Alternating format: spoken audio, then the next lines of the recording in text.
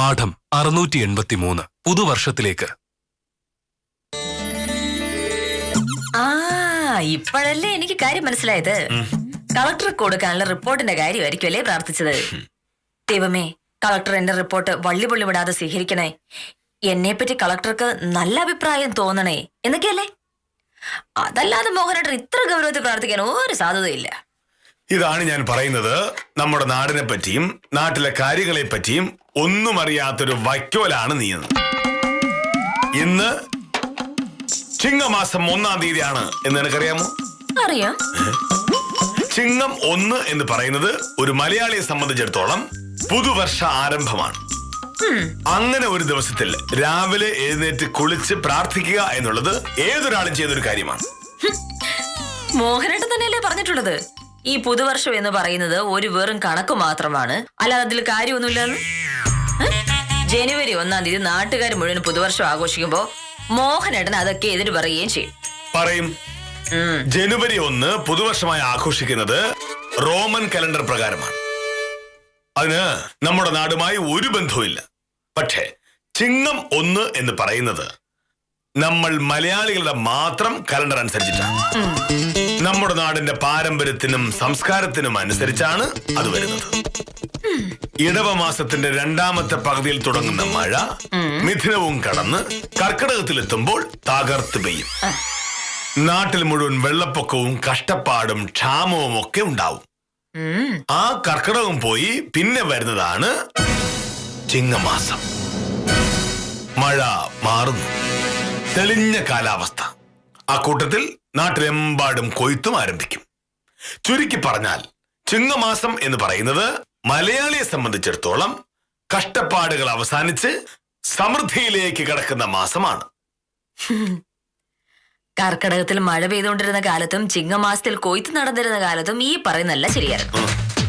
ഇപ്പൊ എവിടെ മഴ? കൊയ്യാൻ എവിടെയാണോ പാടം ഇരിക്കുന്നത്? കുടിക്കാനുള്ള വെള്ളം കർക്കിടകത്തിൽ പോലും കിട്ടാനില്ല.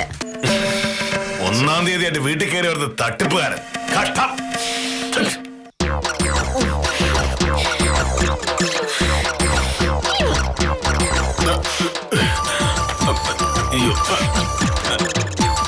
പല പ്രാവശ്യം ഞാൻ പറഞ്ഞിട്ടുണ്ട് എന്നെ കാണാൻ വരുന്ന കക്ഷികളോട് അപമര്യാദയായിട്ട് പെരുമാറരുത് എന്ന്. പക്ഷെ മോഹനേട്ടൻ മനസ്സിലാവില്ലല്ലേ? ശിവശങ്കരൻ എന്ന നിന്റെ കക്ഷി ഒരാളുടെ കയ്യിൽ നിന്ന് പണം വാങ്ങിയിട്ട് സമയത്ത് തിരിച്ചു കൊടുക്കാതിരുന്നു എന്നുള്ളതാണല്ലോ കേസ്. കാശ് വാങ്ങിയിട്ട് തിരിച്ചു കൊടുക്കാതിരിക്കുന്നതിനേക്കാൾ അപമര്യാദയാണോ ഞാൻ കാണിച്ചത്?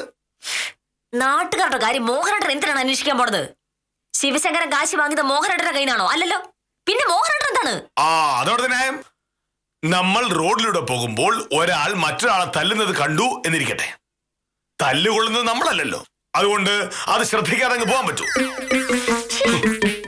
ഇത്ര മുട്ടാപ്പോക്കുകൾ പറയല്ലേ. ഞാനൊരു വക്കീലാണ്. അതുകൊണ്ട് തന്നെ എന്നെ കാണാൻ വരുന്ന കക്ഷികൾ പല കേസിലും പെട്ട ആളുകളായിരിക്കും.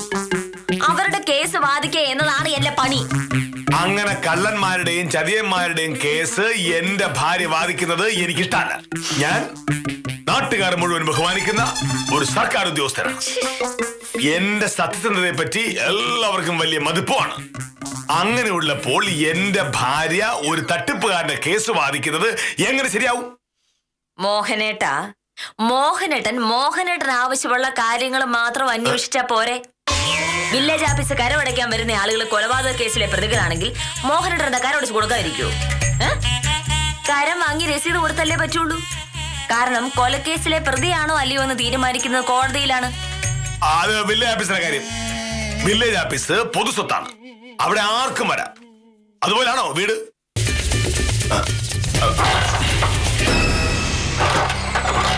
നമസ്കാരം ശിവശങ്കര.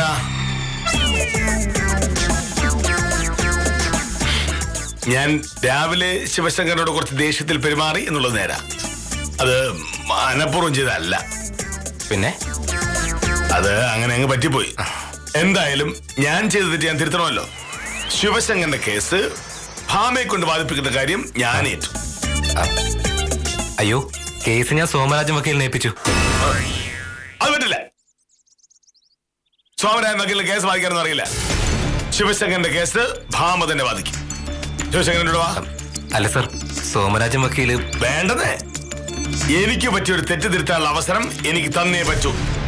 ശിവശങ്കരന്റെ കേസ് ഭാമയെ കൊണ്ട് വാദിപ്പിച്ചിരുന്ന കാര്യം. ശിവശങ്കരൻ വരൂ. സാറേ, വരൂ ശിവശങ്കരൻ.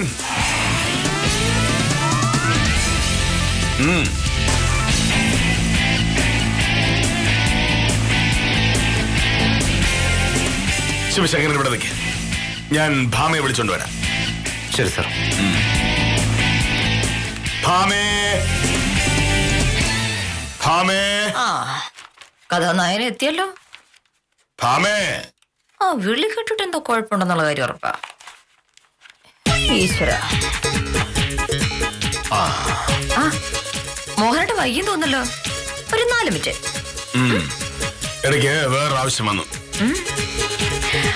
1-ാം തീയതി എങ്ങനെ ഉണ്ടായിരുന്നു?